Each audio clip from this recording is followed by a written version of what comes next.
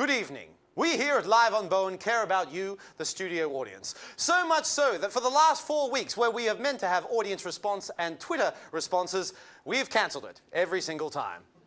But this week, we are putting it first at the start of the show because we care about you, the audience. So, Aaron, what are some of the audience saying about the show? Yep. Okay, TV Critic 21, at TV Critic 21 says, Aaron is my favourite character on Live on Bowen. Sorry. That's not the kind of stuff that we're after, Aaron. Heyman, what have you got that the studio audience, or the people outside watching us, think of the show? Well, at 69 Lemon Chicken said, Heyman is my favourite person on Live on Bowen because she's sorry, Heyman, that's not what we're after. Dill, would you care to tell me what the audience think of me? I mean, the show. Well, The Age says that Dill can buy shares in Fairfax anytime he wants, so... No, that's not what I'm... Guys, you've got it all wrong. Tonight on the show, we have news-reading legend Peter Hitchener, comedy spot from Alistair Tremblay Birchall, and our musical act is Shelley Siegel. Now, I actually have got the right, correct tweet that we should be getting. This one is from @FutureRobbie, who says, this segment should be cancelled. Yeah, fair enough. Welcome to the show!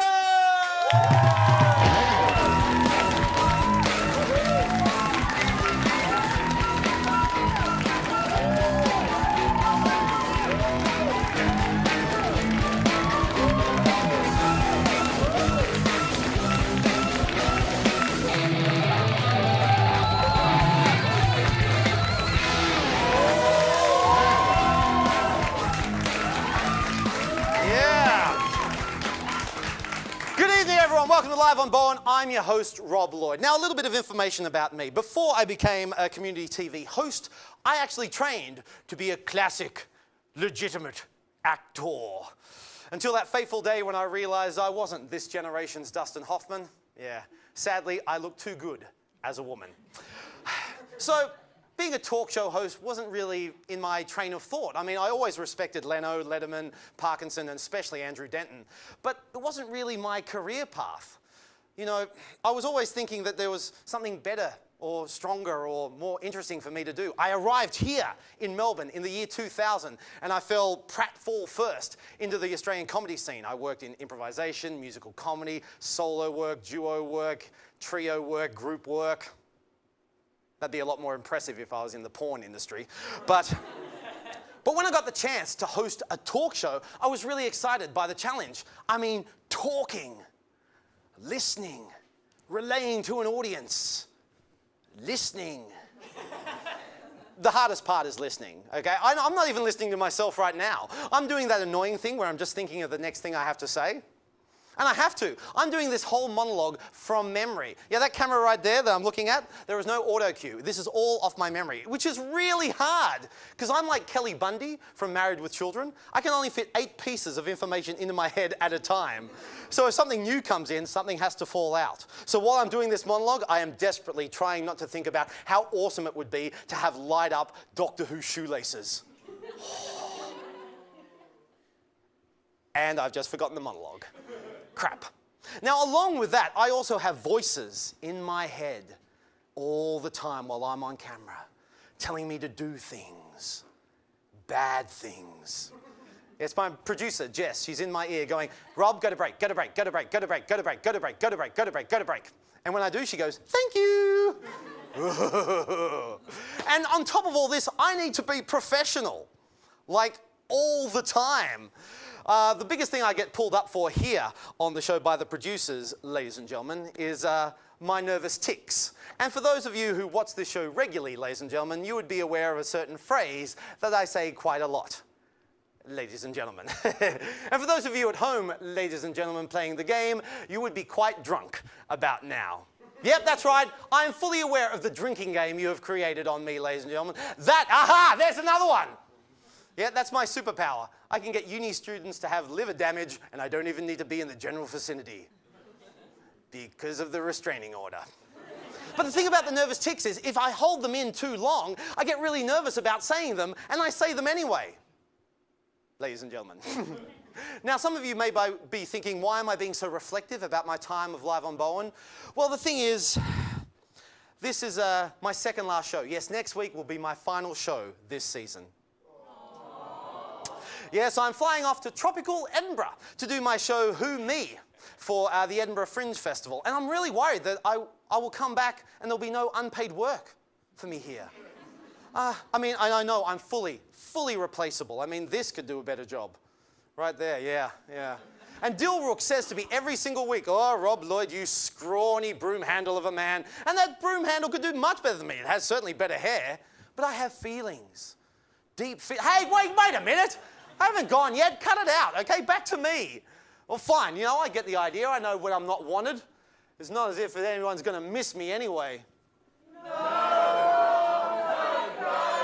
What? Oh, thank you for that unprompted, rehearsed thank you. You like me. You really like me. And there's no... Wait a minute. Have you been scaring the audience into loving me this entire time?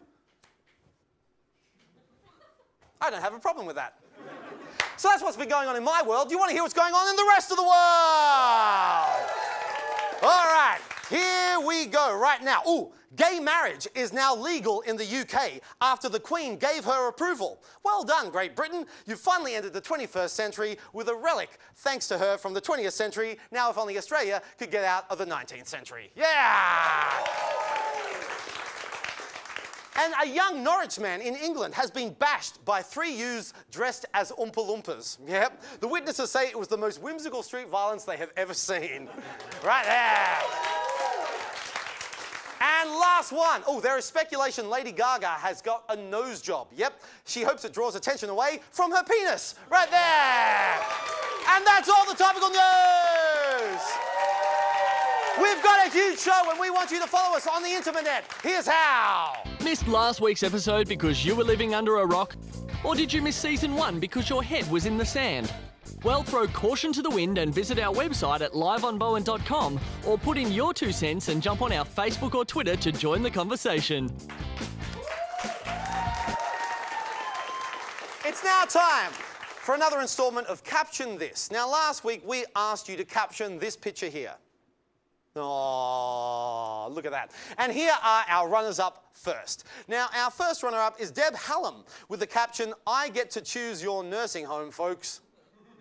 Anyway, next up is Kate the 8th with, "Even as a child, he was a swinger with a thing for fur suits." Ooh. Our third runner-up is Detty with "Swinging at the Playboy Mansion." Inappropriate, that's a youth. And our winner is Tim Burns with "Easter died for him a little that day when he got carob instead of chocolate." Now, next week, we want you to caption this picture here. Oh. Now, jump on the Facebook or Twitter or shoot me an email at rob@liveonbowen.com. And our favourites will be appearing on our show next week. Now, joining us with his Bro Tips Guide to Survival in the Wilderness, please welcome Aaron McCarthy.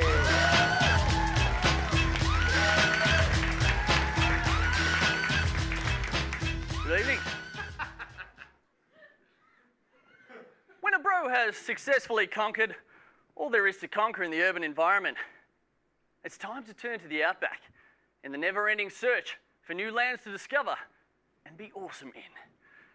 Now, actually discovering a new part of land these days is pretty unlikely. But like Bear Grylls, you can still get your rugged explorer on by being hardcore in the face of danger. Put yourself in an inhospitable environment and try to survive. Of course, Bear Grylls himself is pretty soft. He has a camera crew, a director, and a support crew with him at all times, unlike me.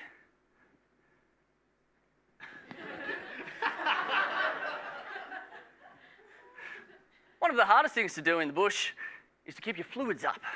The risk of dehydration is high. And so to survive, you may have to do the unthinkable and drink urine. But you don't have to do it without class. Those who say it tastes terrible just aren't using the right mixes. Shake. Oh. Pour. And, oh.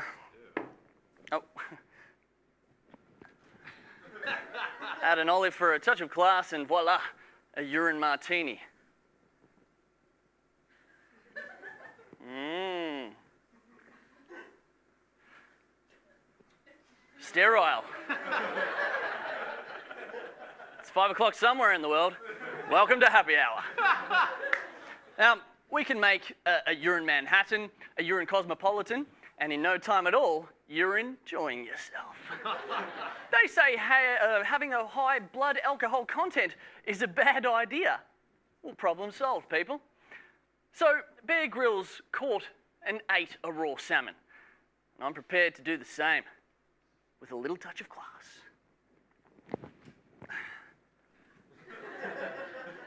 Mmm. Fish delicious. Excuse me. I've got a mild intolerance to rice.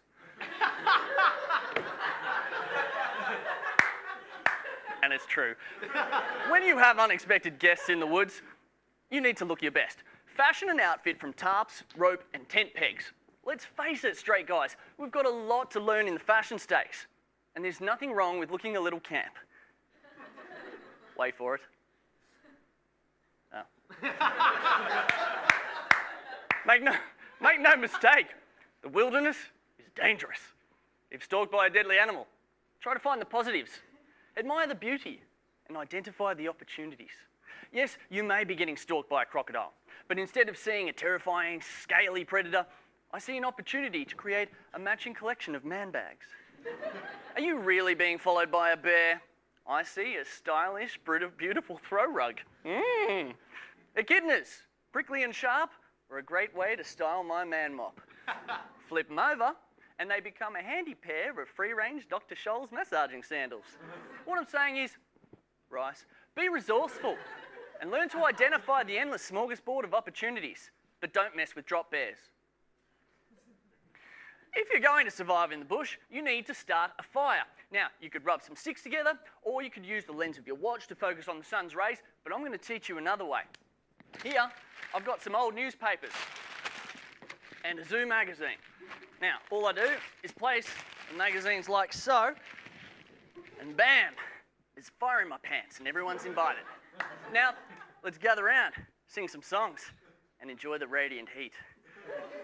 Remember, the stronger the smoke signal, the greater the chance a light aircraft will see you, rescue you, and get you home to a mass of endless interviews, a hero's welcome, and a topless photo shoot with GQ magazine. Now that's survival in style. Aaron McCarthy! Coming up, I choose another town to travel to in my travel show, and Heyman Kent's here. Stick around, this is Live on Bowen! So wake me up.